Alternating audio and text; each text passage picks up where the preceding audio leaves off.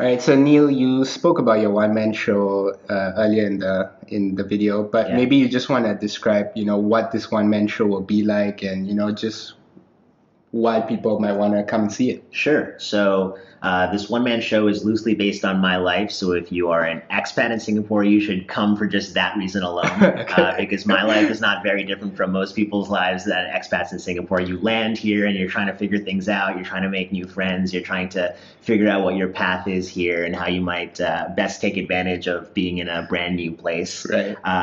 If you like poetry or words, this show is something that rhymes the entire time, and even that rhymed. Wow. So it's something where I wanted to do it in the spirit of a show that I deeply respect, Hamilton, which is a Broadway musical currently in New York and various other markets. And I really responded to Hamilton because not only do you tell a powerful story, but you tell a powerful story and you do it through a convention that you never let up on. It's always in rhythm, it's always rhyming, it's always and Shakespeare was great at doing that back in his day, Yeah, right? That yeah. he did entire plays in verse, and Yeah. so I wanted to keep to that tradition. And so in that tradition, this show it's just an hour long. It's not a Shakespearean epic or Yeah, anything, yeah. but it's an hour long, and the entire thing is in verse, and the entire thing is in poetry. So if you want to come see that and spend an hour doing that as opposed to spending an hour watching just the next episode of whatever, then Yeah. please come and see it then as well.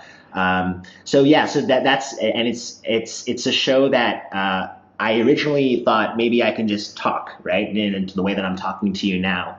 But I have this acting background, and I felt more comfortable actually trying to act things out in the past, as opposed to just telling you about them as stories right now. So the show is going to start with a narrator who's going to be talking about the I don't want to give too much away, but Yeah. talk about like the confines of where he is right now. Yeah. And then there are going to be flashbacks to scenes in the past, and I'm going to be acting out a couple of different characters in the past. And Right. it is a one-man show. There is only one person on stage, who is me. There are numerous other people involved in helping make it a reality. There'll be a talented stage manager, and of course a talented director who is really helping me find my voice. You want to shout out Yeah, to them? Haque, thank you so much. Method Productions, HCAC, please check them all out on Facebook and various other online sources. They're awesome. Cool. Yeah, I can put the link, somewhere. Yes, So, please, yeah. yeah. Yeah, that'll be cool. So, how was that? I mean, in terms of self-promotion, are you comfortable trying to promote? I mean, because this is your first one-man show. Yeah. And I mean, things I worry about when I try to like sell my stuff Mhm. is that am I actually good enough to be telling people to come see my shit or buy my stuff, Yeah. I think that's the hardest part, even though I see it as something that's useful to them. I mean, how do you find self-promotion? I'm very uncomfortable with with self promotion. Yeah, so same. Okay. So I think it actually goes back again to that internal external discussion we were having earlier. So this is generally speaking, I try not to talk much about myself. I like to ask other people questions, Yeah. and talk to them about their lives. But when it comes to something that I am creating like this, the only way that people are going to come see it realistically is if I talk about it, right? Right. And so that becomes a form of external motivation, Right. So like my internal motivation is I want people to see it because it'll make me feel good and because I've been working on this. But my external motivation is I need to actually talk about it, because otherwise people are just not going to show up.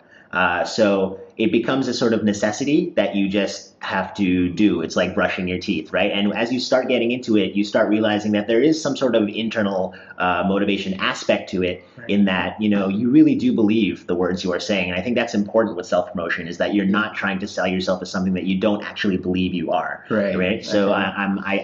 I wouldn't say that I am the next Shakespeare, Yeah, incarnate, but I would say that I worked really hard on a show that is done in verse, that I think is written fairly well, especially with direction and help from my mentors and peers. Right. And I do think it is an engaging piece of material for 60 minutes. So why not talk about that? Why not tell people that as incentive for them to come? Have you felt the same way? When you were releasing your book, for instance, right? Yeah. Like, how did you feel about that?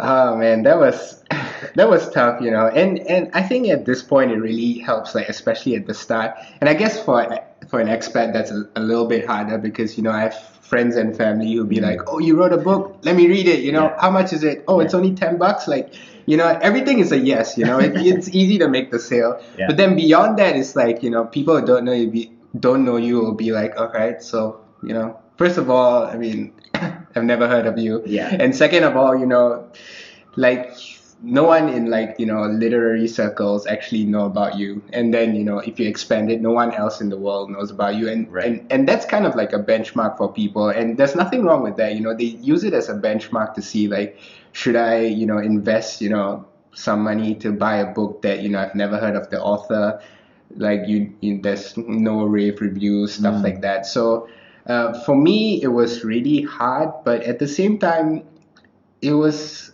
and I think that's why it helped that I was so internally motivated to write this book, right? It's like I was okay to write a book and spend a year and a half writing a book and have no one read it. That was not really a big deal for me. Yeah. But when I talk about it, people actually want, like this year especially, and it was really interesting, like people felt the emotions when I described my book. I told them it was really the best experience of my life. When I spent in Ecuador, I learned so much about myself. I learned so much about culture and ideology that you never really learn if you don't really just go out there and explore. Yeah. And I thought that was such a this is a story like no other Singaporean would want to might never have that opportunity to experience. And I thought, okay, let me write this story. It's okay if they don't read it, but if they do, they'll get something out of it, and I'll be happy about that. So that's how I like I never really promote, and I know I should be, but when I tell people that I've written a book and this is what it's about, they're like, all right, let me go and buy it. So I guess it's the really slow process of sales. So like if I was a pure salesman, which I was for a while, like people would hate that, like my manager would be like, all right, Nick, what the fuck? You made 3 sales in a year? Like that's so sad, like, but for me it's meaningful, because those guys, they're like, all right, I've met their author. And I understand his passion for why he wrote that book. Let me buy and read it. And they benefited from that. At the end, when they finish the book, they send me a private message and stuff like that, and they'd be like, in terms of writing, you have a lot to improve on, but in terms of the story, it was fantastic. I learned a lot, and I appreciate that because I get feedback on both fronts, right? how I can improve, and also just the fact that they enjoyed it. And then I realized like, okay, so $10 wasn't the worst thing. It wasn't a crime for them to pay that much because they got something out of it. So I don't know, that for me, self-promotion is more like getting people's attention. So like I never try to sell them anything because I mean, hey, if you want to buy something, you buy, like I don't, it shouldn't be up to me to convince you to buy something. And for me, it's just like, let me get your attention and let me tell you, what I'm about. And that's the purpose of these vlogs, really, just to be as transparent and honest about, certain things that I feel and who I am as a person.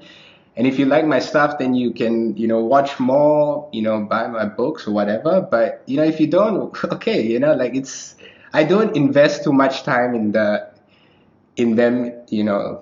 in people wanting to be part of it, If they don't want to be part of it, it's okay, like as long as someone wants to watch my stuff, I'm really happy. So that's why I'm glad I still have my parents, because they watch no matter what, like they're super supportive. Absolutely, yeah. I have the same impression, and I think you hit on something that it's just now occurring to me is, the self-promotion really should be happening in stages, right? You don't go right to the mass market publication, like I've written this book, okay, like.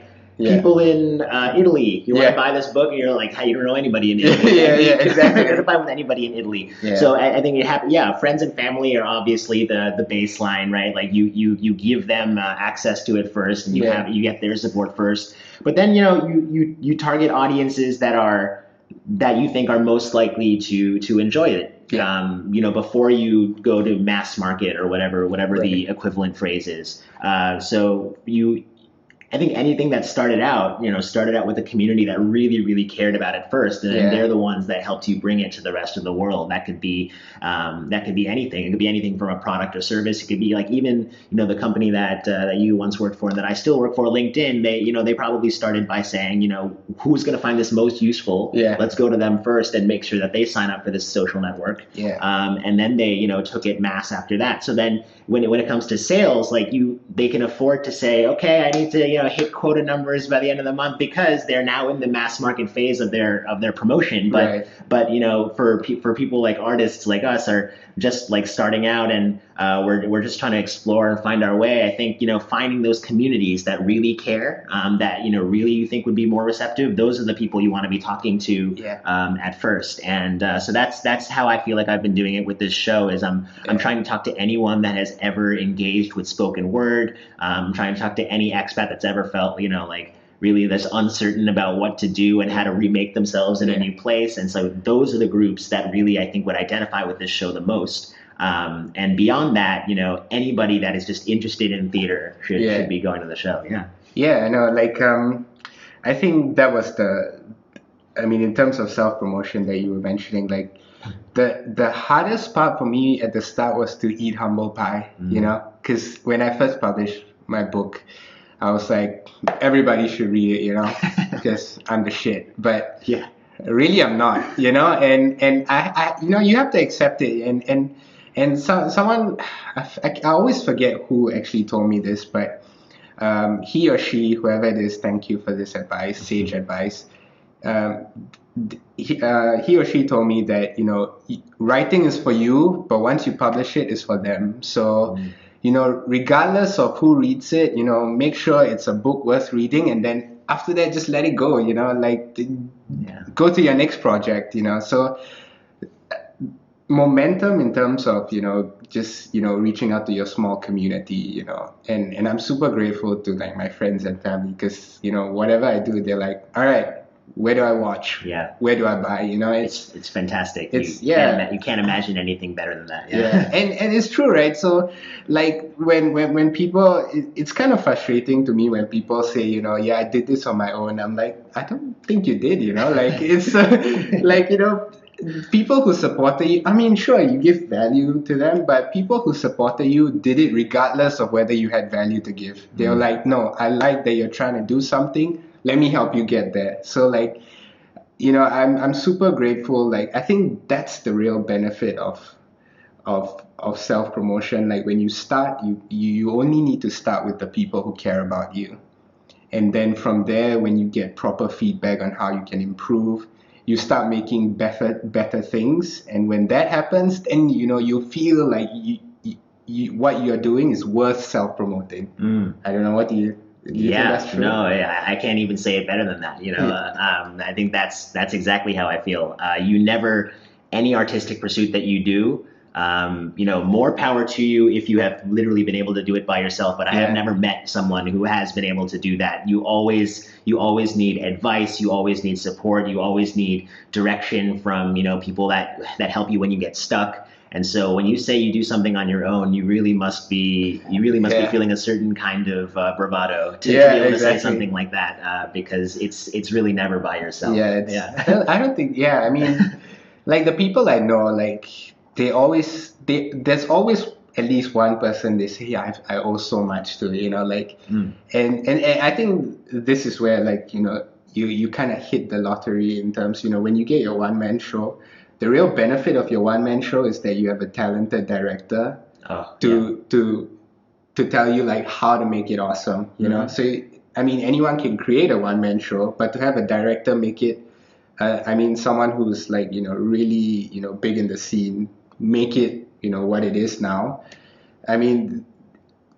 You owe a lot of depth of gratitude to people like them, Absolutely, yeah. This show does not happen and is not the quality level that it is without me working with Camille, without me working at HCAC, and when you do that, you also then get these other random interactions with people that are also at HCAC that are, super talented individuals that you, again, wouldn't have had the chance to interact with or get inspired by. And that inspiration also helps you in an indirect way, or maybe even in a direct way later on. Right. So, it's just it's a constant just debt of gratitude that you feel like you owe, anyone that has helped you touch you or help you mold your artwork into what it is. Yeah. Right. So, I mean, I was just thinking when you were saying that, I think maybe that's the best way in terms of self-promotion. Never work by yourself, because when everyone works with you to make something awesome, then I guess promoting it is easy, because it's a whole bunch of people putting their creativity and their hard work together. And basically you're selling a group of people wanting to create something worth creating, So you're never really promoting yourself. You're promoting something bigger than you. So if you create something that's bigger than you, I guess it's easier to self-promote. I guess. Yes. It's easy to raise self being like on behalf of the show as Yeah, opposed yeah, to on the behalf show, of yourself. I think that's wholly true, right? If I'm promoting this show, it's also on behalf of Camille. It's also on behalf of HCAC. It's also on behalf of a choreographer friend of mine who is volunteering her time to help me with movement. It's also on behalf of another friend of mine who helped me with the design of the poster. It's on behalf of so many people that I'm doing that their work is not going in vain, that their work is all to serve this larger end product that is supposed to shine and is supposed to leave you feeling satisfied and inspired. Right. Yeah. And that's why you self-promote, right? Because it's bigger than you now. It's not just you. So I don't know.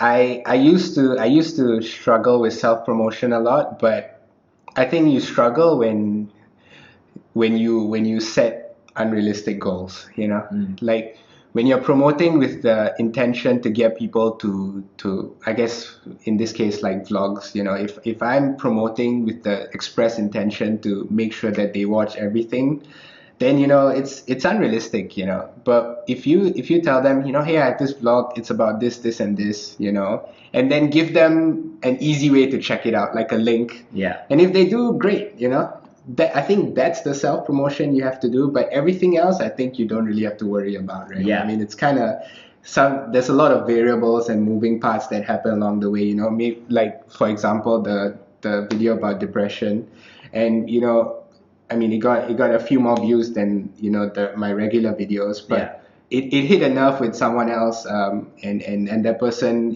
sent me a private message, and she said like, thank you, sometimes these are common problems that no one talks about, but when one person talks about it, it just makes someone else feel less alone. And that's really what it is, right? You self-promote so that someone gets that opportunity to see it, but whether they see it or not, it's not important. But if they do and they benefit, then it's kind of like a win-win. It's a win-win situation. So I guess that's the real takeaway from self-promotion, right? Don't really worry about what happens after you self-promote. Exactly. Don't let it reflect on you if you self-promote and then the results are what they are, right? That has happened regardless. The self-promotion is just to give people an opportunity to make the choice to come see it, and if it speaks to them, they will. Yeah, exactly.